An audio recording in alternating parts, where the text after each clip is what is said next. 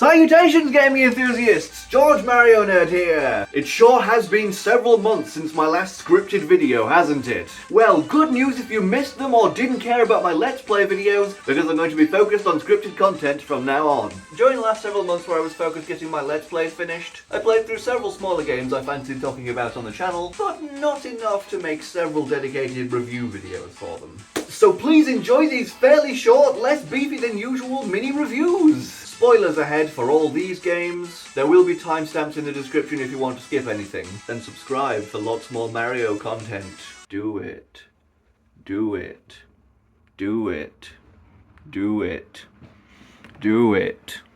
Do it. The Plucky Squire had been my most anticipated game for quite a while. Its trailers and Nintendo Directs really stuck in my mind, exciting me with the extremely charming cartoony visuals and a 2D to 3D gimmick that vaguely reminded me of Super Paper Mario. Actually playing it though was a different matter. The Plucky Squire is a bizarre case where there are plenty of great aspects balanced with quite a few negative ones, to the point I feel exceedingly neutral about the game by the end. The game's biggest strength and biggest weakness is in its extremely varied forms of gameplay. It changes genre every few minutes, from a punch-out-like to a rhythm game to a stealth game. Screw those beetles! It was so hard to understand what their field of vision was. They always near instantly caught up to me after they catch the tiniest glimpse or sound of me. When Paige told me I could kill them now, I was so happy! My blade tasted the blood of 1,000 irritating insects! No, really, the stupid bug self segment was way more annoying and long than it needed to be, and made me want to stop playing the game shortly after starting it. But that's my point.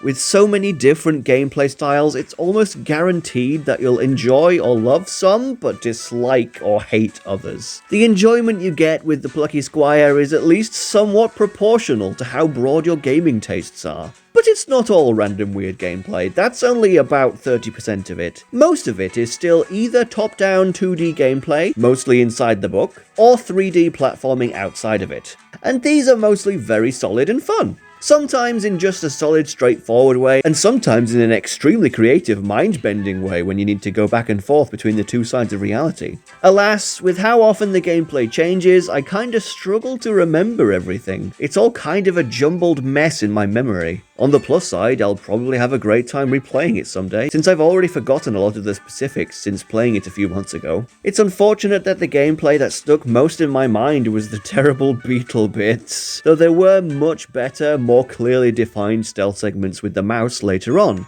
Those were fun. The type of gameplay that I enjoyed most, though, was the normal 2D, 3D gameplay, especially when it came to solving problems in the 2D world by manipulating it outside the book. Should they have cut back on the different gameplay styles and just focused on the core gameplay? Not sure.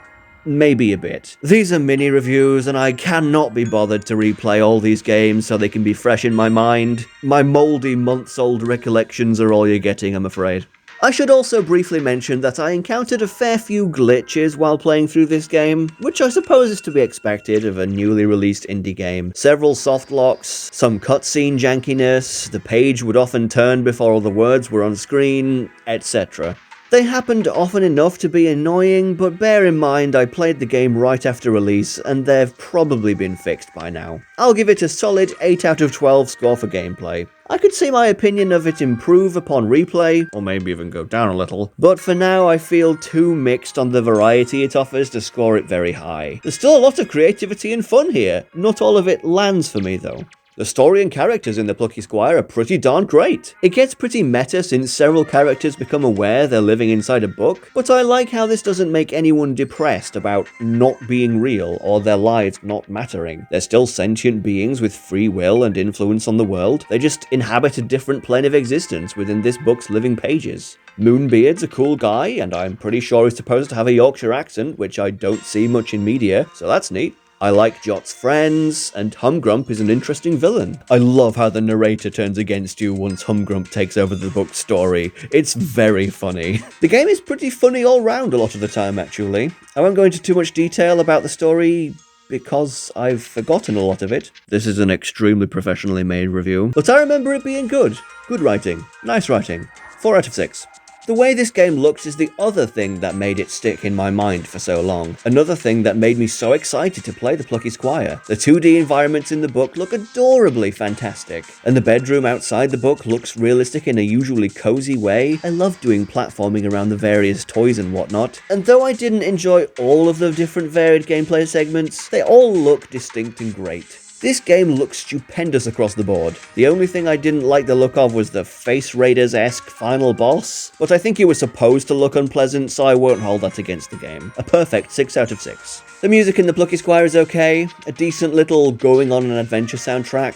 None of it stuck out in my mind as being especially good, none of it earwormed into my brain. The only tune I remember actively liking was the one that played nearby the big security door person, but for some reason that one isn't included in the soundtrack on Spotify. I'm giving it an exact middle of the road 3 out of 6. In total, that's a score of 21 out of 30 for the Plucky Squire. Not bad, not amazing. I'll definitely replay it someday, but for now my thoughts are very mixed. I'm surprised it's not closer to an average score, actually. I feel very neutral about it. Princess Peach Showtime was a game I was less excited for than the Plucky Squire, though it did look interesting enough for me to want it, and I absolutely adore Super Princess Peach for the DS, so I have existing goodwill towards Peach games. But then I got the game some months after its release, and yeah, I wasn't keen. Oddly enough, Princess Peach Showtime has the same main problem as the Plucky Squire, only a lot more severe. Where PS had good solid normal gameplay, occasionally interrupted by something weird and different, PPS has really boring normal gameplay that doesn't even show up much, and the weird variety gameplay styles are actually the norm, meaning you're always doing something different. And that can be fun if you like a lot of variety and these various experiences appeal to you, and I did enjoy them all at least a little bit, but yeah, no, I wasn't keen on this game. A lot of these outfits don't even feel all that different to use. Several of them are just move around and occasionally attack or jump, and honestly, it usually didn't really feel like I was even playing a game, just gently guiding Peach through the different sets, occasionally pressing a button. I think they definitely prioritize spectacle over gameplay here, because most of the time this game is way too easy, often to the point of feeling like you're playing through a cutscene. This minimal player engagement made it actually kinda difficult to bother picking the game back up. I didn't really care enough about the game. I only persisted because I'd already spent money on it. I suppose it was kind of fun sometimes. Occasionally the plays would have an interesting idea, some outfits were definitely more fun to play than others, and sometimes the plays are charming enough that I don't really mind the lackluster gameplay. Funnily enough, I think I enjoyed the least gameplay intensive type of play the most. Detective Peach is all about solving mysteries and figuring things out. I don't think having more engaging gameplay would even be beneficial here. Maybe I should get into Ace Attorney. I think I remember the Dashing Thief being fun, Sword Fighter, Kung Fu, and a few others are a bit button mashy, and Patisserie is easily my least favourite. Though the vast majority of the game is ridiculously easy, and I only ran out of hearts like 3 times through the whole game. I think literally all of those times was in baking sections. It's really awkward to get right, and I'm not sure what it is about the cookie parts, but often I'd lose even when I swear I was doing it perfectly. Maybe I should just get good, but failing means you have to go through so much slow stuff all over again, and that sucks. Sorry, but I'm gonna give the gameplay of Princess Peach Showtime a 4 out of 12. My experience was about 25% fun, 25% bad, and 50% boring. Super Princess Peach was way more fun.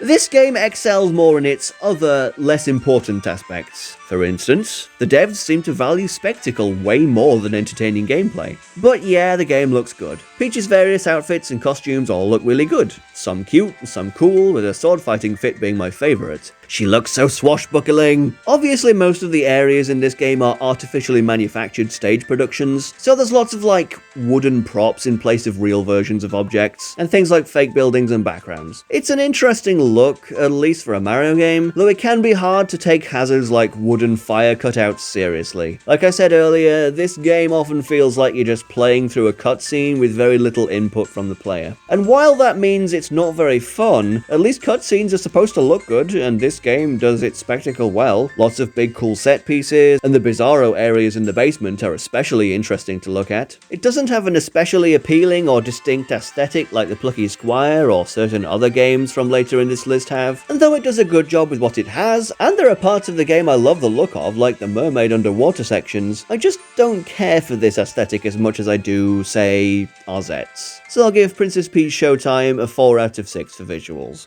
Super Princess Peach's gorgeous sprite work was way more appealing to me. This being a non-RPG Mario game, you'd expect Princess Peach Showtime to have very little in the way of plot or characters, and you'd be partly right to think that. The overall story and premise of this game is nothing that special, and it was a bit hard for me to take seriously, to be honest. Grape took over the theatre and sealed the doors, everyone is trapped inside and is at real risk of death, and yet they're still putting on plays and behaving as if the performances are real. Talk about dedication to the integrity of the fourth wall, blimey. But yeah, we go through the floors, rescue the sparkler from the cellar. Those bits felt like they actually had stakes and should be taken seriously, actually being in bizarre hostile environments where someone needs to be for real rescued. Have a cool looking but easy final boss fight, roll credits. But hard to take seriously in the grander context of the plot as it is, the various plays are actually rather charming in a vacuum. The little stories that the different types of plays have usually connect to each other and have a returning character or two, so you do end up caring about the little plots, at least a little.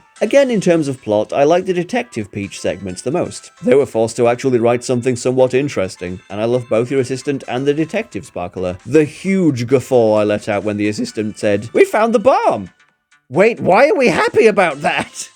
When Peach hasn't donned one of the game's performance costumes, her ability is to use Stella to suddenly make sad people happy? That feels kinda dumb every time it happens, but I do like the amusing implication that Stella can just instantly cure depression. There are a handful of small charming stories here, but not much to actually make me care. 3 out of 6. The music in this game is pretty good. It reuses the main da-da-da-da-da-da-da motif in a lot of its themes, which you could consider a little lazy, but it does offer a nice feeling of consistency. This game's music stuck in my head more than Plucky Squire's did, but it wasn't super memorable, just a pretty solid Mario soundtrack. I don't really know anything about music theory, so these segments are never going to be very long. I had to look up the OST to remind myself of it. I had to do so on YouTube. Would be nice if there was an official app to listen to Nintendo music, huh? Oh wait, there is, but it's being filled slower than a snail council worker filling in a pothole on an icy Sunday. Anyway, music gets a 4 out of 6. Super Princess Peach's music was way better. That all adds up to a 15 out of 30. Wow, a true average score. Yeah, that checks out. I feel even more exceedingly neutral about this than I do with the Plucky Squire. I have no interest in ever replaying this one. In fact, I remember thinking that when I was still in the midst of playing through it. I was very excited for Super Mario Party Jamboree when it was first revealed. Excited enough to forget it exists when I was talking with an account about all the games I wanted to play coming out soon. There were a lot of games I was excited about in the back half of last year, okay? Don't judge me. But I really was excited about it. Mario Party has been my favourite game series to play with friends and my brother since I was a kid, and while Superstars was a good, well-polished experience, my having never played the N64 games in the series left me relatively unimpressed by the boards and most of the minigames. They were good, but I'd rather have either retro returning stuff from the GameCube, DS, Wii, 3DS or Wii U games that I've actually played, or I'd like actually new stuff. Oh well, at least Jamboree has new stuff. Please stop ignoring Mario Party DS and Island Tour's existence, Nintendo. Please. Jamboree has quite a lot to offer in terms of gameplay. Some little side modes that I played a little bit of, and they were decent, but not what you tend to play a Mario Party game for. I dabbled a little in some of them with my brother recently. Flight School is literally physically tiring but a good laugh, and the one way you transport the circles with motion controls is kinda fun, but will probably end with someone messing up and the other person getting cross. But I found out that some of them bafflingly cannot be played in local multiplayer. I'm not even sure if you can play them online with friends. I played a round of Koopathon, and Bowser Kaboom Squad literally a few minutes before writing this bit of the script. Koopathon was long, boring, and pointless. And the Bowser mode was neat, but would be immensely more fun with local multiplayer co-op. Playing Mario Party in a room on your own always feels sad and dumb. It's being close to your friends as you play that's the main draw of the franchise, so playing alone is depressing. Especially in a mode like this that's structured like a multiplayer mode, but it's just on your own. Makes me feel like I'm pretending I have friends to play with, which is sad. Also, I can't invert the camera controls so far as I'm aware, so I kept looking the wrong directions. Kaboom Squad would be extremely fun with some simple tweaks, but alas.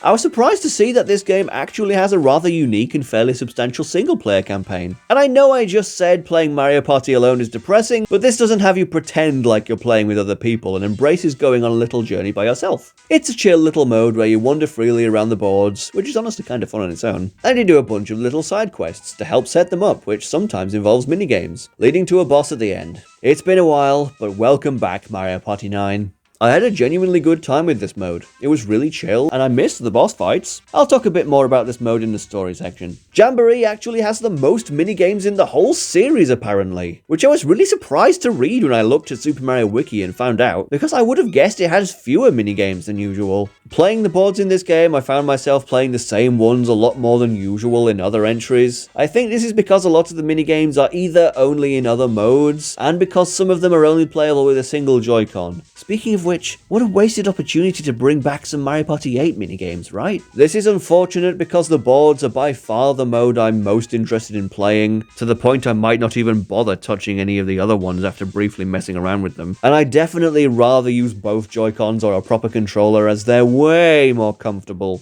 So alas, if like me you're only really interested in the main mode, you won't get to experience many of the minigames. Some of the best ones are in obscure side modes you'll play once or twice and then forget about. Really feels like Nintendo cut off their nose to spite their face here. The board gameplay itself in this game is rather good, several of them having some really fun gimmicks. But now we reach the disappointingly sparse part of the mini review. I've only played these boards once for most, twice for some. Even after 5 different evenings with friends playing them, I barely feel like I know the boards yet. One's opinion of a Mario Party game is only really formed after several years worth of nights playing with friends turned bitter enemies. Mario Party is but a stage. It's the sneaky strategies, alliances, betrayals, only justs and near misses with your friends where the real fun comes from. And how well a Mario Party game is at facilitating this chaos is only discovered after a long journey to find the answer.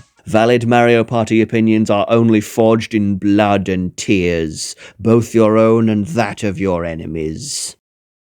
The Wiggler board is a nice, chill, well-rounded one with an unobtrusive gimmick that won't affect anything most of the time, but I'm sure Wiggler can come in clutch to either save or ruin someone's game under the right circumstances. And I bet the piranha plants become delightful menaces to society in any long game on this board. I was excited for them all one, and it's okay, but it's kinda hard to get around. Everything seems so far away from everything else, and the gimmicks are a bit awkward to pull off and require too much good timing. Like I said, I haven't played the game much yet, so maybe I just need to spend more time with it to appreciate the strategies. The double price sticker seems hilarious, but again, it's hard to time it just right, so I haven't seen it used well yet. This one has potential, but I'm just not feeling it right now. The car one that gave all the Mario Party 9 haters a small panic attack until they noticed the carts were separate is a really fun one. Unless you keep rolling low, then it's kinda sad. It's another simple circle with only a couple alternate routes that only briefly diverge and meet back up, but honestly I generally prefer that to an overly spaghetti-ish one. I really like the strategies the route options give. If you're well ahead of everyone or already moving enough spaces to reach the star, then sure, just go for it. But it might be smart to go the way the next star will appear if someone else is likely to get it first. I like the choice between increasingly more coins per lap or stocking up on a bunch of free dice items. I really like the risk-reward of the quadruple dice. It reminds me of Mega Mushrooms from Mario Party 4. A good time. Lagoon. This one is interesting conceptually, but it suffers from being too big most of the time and then becomes a bunch of way too small areas that are hard to escape and often don't have what you want in them at high tide. Both of these are annoying. But again, I've only played it once, I don't know the board well enough to render proper judgment. Your options are pretty funny, either making everyone rich or miserable. The Cloud one was kinda boring when we played it once, but it was only a few turns and I think Bowser's Zatars, why are they cardboard? That's so lame. Are much more threatening when people have actually had time to collect any stars. I don't know. This board was really short and had very little to it. Why did they bring it back when there were so many great options? At least the announcer lady's pitying voice when she says, "You got a Zatar is funny. I've also only played the Western one once, but I like that one better. I like the vibes, the train offers another simple but good gimmick, and the layout is a bit more complex but not overly so. Also, it was funny making my brother uncomfortable by saying Wiggler milk whenever it was on screen. I do not want to try Wiggler milk, thank you very much. It makes me picture the Wiggler getting milked. I'm usually not terribly keen on the Bowser boards, and I still don't care for the vibes here, but the Imposter Bowser board in this game is actually really creative and only gets better the more turns your game lasts. The balance of the miserable hellhole in the middle and the hype of breaking into the vault is so fun. This is peak Mario Party design. But yeah, the board gameplay is pretty good. The items aren't really anything special in this game, with a fun few board exclusive exceptions, though I love gambling with the pipe. And I'm very happy to see the hexes from DS show up again, even if there's only a couple of them and they're not as crazy. They still make long boards much more interesting. And the main new gimmick, Jamboree buddies, are a really fun idea that can lead to some insane plays. Just make an actual Waluigi pinball game already, Nintendo. It can't be that hard. Let's say 7 out of 12 for gameplay. But much like the plucky squire, that's liable to rise or fall a bit as I play it more, because it's really hard to tell how I feel about this game until I've played it a lot more. Sorry, I'll be less on the fence about the rest of the games. This game looks pretty good, at least for a Mario Party game. Lots of cute little details in the backgrounds of boards, like this Goomba trying their best to fry a pancake, and these Goombas and bloopers taking turns to play volleyball with the rise and fall of the tide. Jamboree still kinda has that plasticky looking aesthetic that lots of Mario games have, but more so with the characters than with the environment, which looks more real and very nice. And even the characters look very well polished and have some great animations. Look at how Monty Mole pats his tummy, he's so cute! This is still fairly basic Mario Party fare, but it's about as good as these games have ever looked. 4 out of 6 for visuals. The story? It's Mario Party. It's funny how the mini-stars keep getting stolen, and yes, I felt sorry for Kamek at the end and tried giving him them all. There's not really much here to discuss. I'm gonna give it a 2 out of 6. The music? Again, it's Mario Party. It's a jaunty, middle-of-the-road Mario soundtrack. Honestly, I think I'd say the same about any game in the series other than 9, which actually had a stupendous OST. 3 out of 6. It's neat that it has the same minigame start sound as 4. 16 out of 30! Oof! 2 very average scores back to back. With this one, that's largely due to kinda never really bothering to try being outstanding in areas such as visuals, story, or music, and these milquetoast aspects are bound to bring down its score. My opinion on Jamboree's gameplay has a good chance of going up by a couple points as I play it more though. At least I can say I plan to replay it a great deal, as opposed to Plucky Squire's someday a year or 2 from now, and Princess Peach Showtime's never again. Anyway, I've saved the best games for last. Around the middle of last year, I played through and reviewed a game inspired by the Legend of Zelda series, Arzette the Jewel of Faramore, and I loved it. It was the first Zelda-adjacent game I ever played all the way through, after only playing a little of 3 others before, but abandoning them a short time into them. But I was very excited to play through an actual Zelda game fully for the first time when Echoes of Wisdom was announced. The art style is very cute, and I do love me some creative puzzle solving, so this was right up my alley. The music was pretty good. Some really nice, relaxing tunes in Jabul Waters, some good temple themes in the big rifts. The common use of the panpipe gives things an appropriately tiny and cute feel. All round good. Mostly just decent though. Only a few standout greats. I'ma give it a 4 out of 6 for music. I am bad at giving nuanced critiques of soundtracks. I know nothing about music theory. All you're getting is songs good and a score relating to how much I liked it. Like I said before, this game looks adorable. It's got an excellent aesthetic where everything looks kinda like little plastic toys. It's very cutesy. The environments look nice too. The style makes everywhere look like a neat little diorama, which is the sort of look I appreciated in games like Sticker Star and A Short Hike. I specifically love the Farron wetlands. The greenery looks fantastic, and the look and mood when it rains there is stupendous. Keep singing, little froggy. But yeah, pretty much every new species and character made me go, aww, at some point. Zelda herself is especially adorable. Both her happy and sad faces make me want to pinch her little cheeks. I wouldn't say this is one of the very best looking games I've played, but I don't think they could have done this style much better. Maybe put an autumn themed area in the next time you use this style, Nintendo, and we'll see if I give you a perfect visual score. For now, it's a very respectable 5 out of 6. The plot in Echoes of Wisdom is full of intrigue and mystery. The main overarching story is about figuring out why these rifts keep appearing and putting a stop to them, though most of your time is spent helping the various residents of Hyrule, solving problems in the various towns, usually related to the voids, and rescuing people from them. The main plot is super interesting, especially once the Eldritch Horror main villain shows up and copies you. I love how we return home to the castle every few areas to discuss strategies with King Dad and his advisors. It reminded me of going to speak with Queen Bean in Superstar Saga. Null is a really cool villain, and they tie into the world building in a really interesting way. They were actually indirectly responsible for the creation of this world, it being made to imprison them. The smaller stories in each area of the game are nice too. Getting the Zora to cooperate was wholesome. I love the twist of the Gerudo advisor being a duplicate. I also loved seeing the young Goron chief learn to rely on his own smarts and gain some confidence. The Deku Scrubs were very funny and I love the cute noises they make, but boy, most of them were dumb. Kind of felt like we helped them with their rifts because we needed to rather than to help them. They certainly weren't grateful. And Konde is a precious boy who I'd like to hug and is to be protected at all costs. Can you tell I can barely remember any of these characters' names? My favourite character was Stamp Guy. I genuinely got really excited every time I found a stamp station. Also, did you know you can talk to cats in this game? Fantastic. 4 out of 6 for story.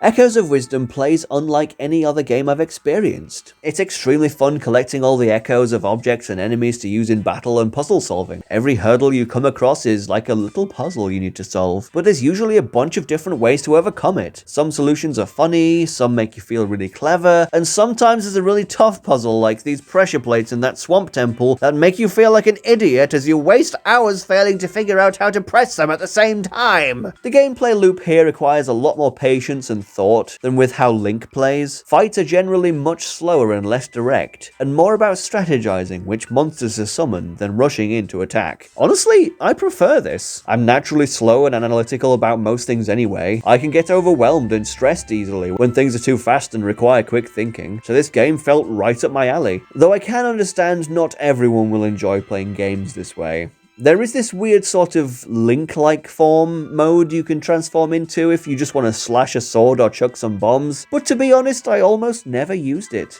It felt a bit like cheating, like I was giving up on whatever puzzle or fight I was engaged in and turning on easy mode. It's much more satisfying to solve things with echoes and bind, so I only used that form on rare occasions I wasn't enjoying a puzzle, or to wail on a weakened boss alongside my summons. Early in the game I liked to attack by swarming opponents with a bunch of snakes or crows and the like, but when I eventually encountered the big rocky vor plant, carrying one of them around to eat the enemies one by one became my favourite strategy. But speaking of vor plants, I just want to show this clip from my playthrough here. So I couldn't figure out how to get past these bubbles. I really couldn't figure it out. I was like almost drowning a bunch of times. But then I realised that these plants... Hang on, give me a minute. These plants, when they eat me, after they've, sucked on me for a bit, they spit me out. So I was I used the crates. He didn't spit me quite far enough to get past the bubbles, but I used the crates to give me more ground for him to spit me onto, and I got past the bubbles, using the power of a plant that spat me. That's probably not the solution at all. It's also very funny and effective to take a carefully positioned nap in the middle of boss fights to heal, but smoothies are useful if you're not interested in sleeping dangerously. Zelda is, unfortunately, quite slow and has really bad jumps. Thankfully, there's some equipables that help. The double jump height thing is an absolute must if you don't want to build complicated staircases everywhere. Unfortunately though, I didn't discover the Great Fairy which gives you more gear slots until after the main story. Oof. Also, sadly, I never found something that uses its arse to propel itself forwards, so I never got to build any automatons. But hey, that's something for when I replay it. And this is a game that seems extremely replayable with all the different decisions you can make, now equipped with knowledge you gained from your first playthrough. Next time, I'm just going to walk to the Faron Wetlands like a normal person, instead of discovering it by climbing over these trees like a maniac, for instance. This is such a fun game and world to play around with and try/discover new things in. I'm glad this was my first full Zelda game. I had a great time. I think I liked RZ more though, sorry. That's a 9 out of 10 for gameplay in EO. A great time, slow to its benefit, and unique. Excited to play it again in a year or so. A 22 total score! That's the highest score so far, but I'm surprised it only beat the Plucky Squire by 1 when my general opinion of EO is a bit more positive than for Jot's game. I suppose these are both games with great charm and creativity. Thank goodness You're Here is one of the best looking and funniest games I've ever played, but it's quite rude and also deeply disturbing sometimes. Here's some scores. Pizza Tower has been on my radar of games I'm interested in since it was originally released, like, over a year ago. But I don't play on PC, so I only finally got it when it came to Switch a little while back. I've dabbled in Wario Land 4 until I couldn't figure out how to progress. It was pretty fun, and you already know from my Wii Games video that you should watch if you haven't, that I adore Shake Dimension. So I was excited for this fun and colourful looking Wario Land spiritual successor. Then I bought it and kinda hated it. It was just too much, too fast. There were so many different moves you had to pull off together for me to remember. The screens were too busy. Peppino moved way too fast, so I kept bumping into stuff. You can technically change the jump button to A, but you can't unbound it from B, so now B does a weird jumping grab. I was just really overwhelmed by it all. But I already spent 40 quid on the game, so I persisted with it. And boy, did my opinion shift.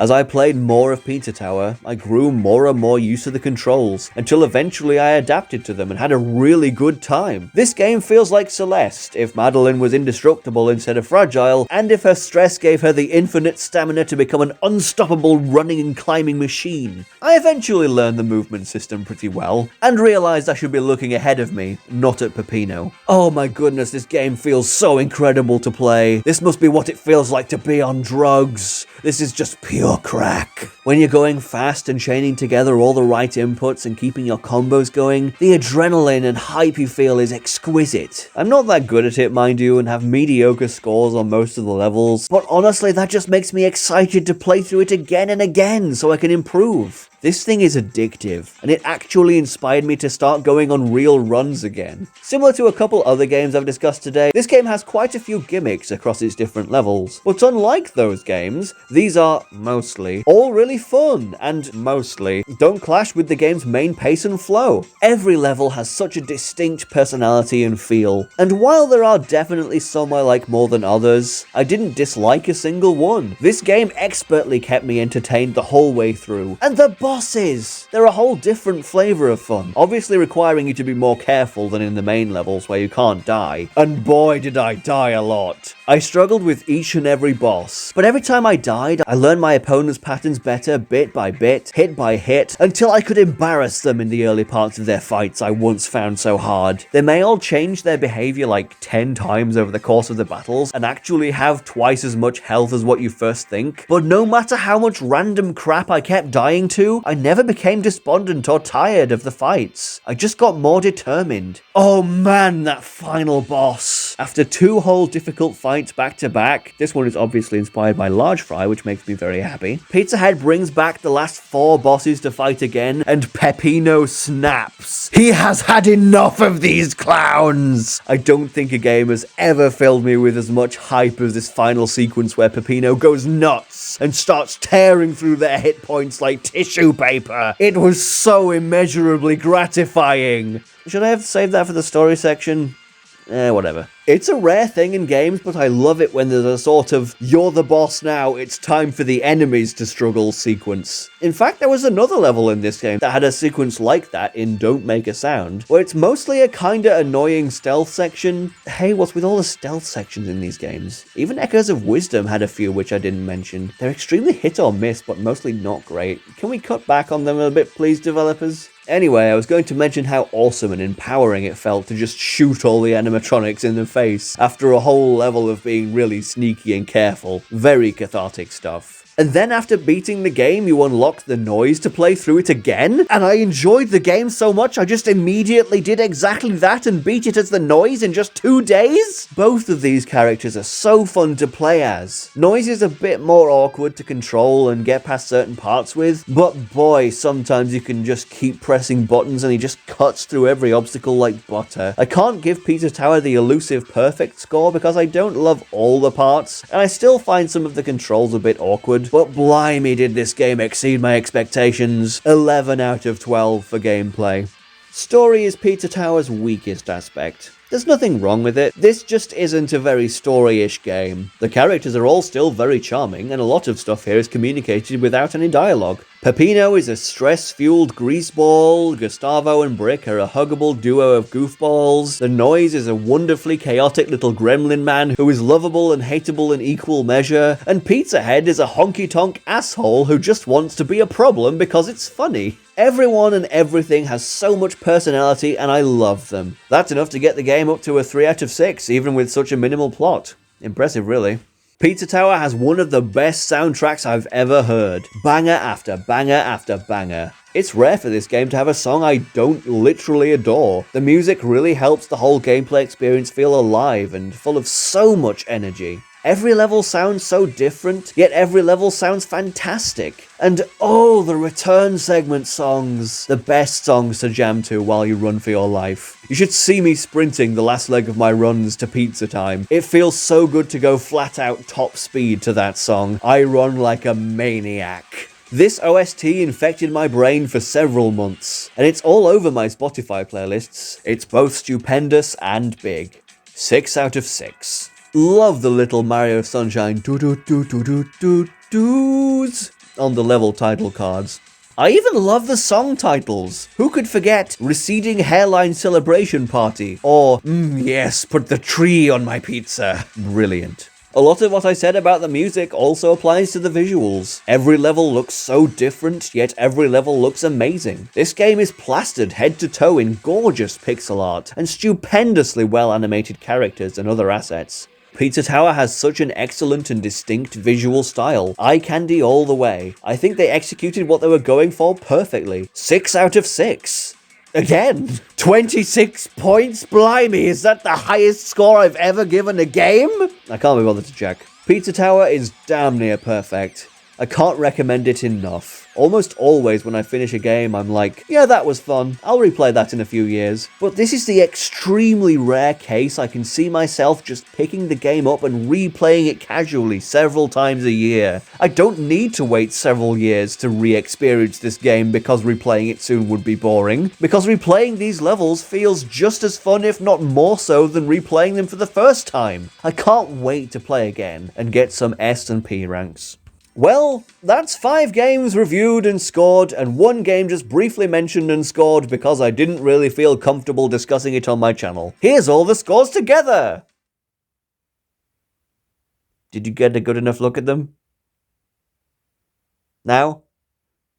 Okay, that's long enough, moving on. It's time for the secret final section of the video! I'm gonna talk a little bit about my top 5 favorite games of 2024. I did consider making this a separate video, but the year is already over and I literally just talked about several games on my list in this video, so there wouldn't be a point. Last year I played plenty of new Mario games, lots you'd think would end up on my list, but surprisingly, only 1 wound up there. TTYD was just okay and kinda just highlighted that game's inherent flaws to me, and I actually had quite a miserable time with Super Mario RPG in the Let's Play I did of it, and I have some awkward feelings for Wonder because I played most of it in a really stressful 4-player session for another Let's Play where one of my friends literally almost died, and then over the course of the next year I had to edit through that annoyingly all over the place footage for a bunch of gameplay videos that barely anyone watched anyway. Yeah, I learned my lesson. Don't Let's Play new games, that just makes me hate them. At number 5, I have Legend of Zelda Echoes of Wisdom. I just talked about it.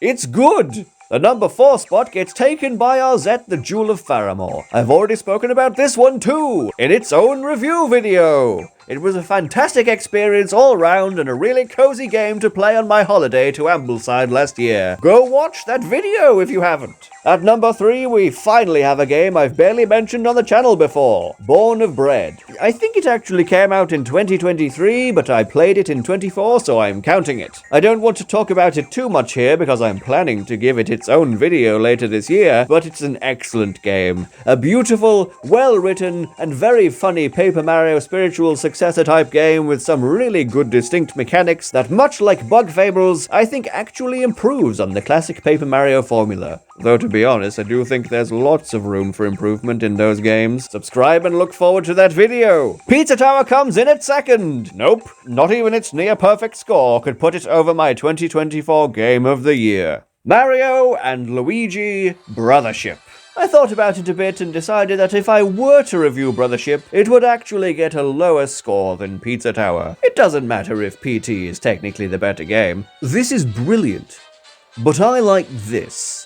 I had a few gripes, but overall, I just think Brothership is the biggest and best of the series. Subscribe and stay tuned for my video coming out within the next few weeks about Insert spoiler character here. and my upcoming podcast video all about the game if Flips ever finishes the thing. So that's roughly what I've been playing for the last year. The next couple of years should be especially exciting as a Nintendo fan, what with entering a whole new generation of consoles and all. Who knows what it'll bring? Okay, full disclosure, I had a joke at the end of this video about there being a new Mario Kart on the next console and how that was the thing I wanted the most, because I was really tired of Mario Kart 8 because I played it a bunch on the Wii U, and that was more than a decade ago. But they've revealed one. Thanks, Nintendo. I don't have a joke for the end of this video now. Okay, here's a joke. They've remade Thousand Year Door. Now it's time to remake Sticker Star.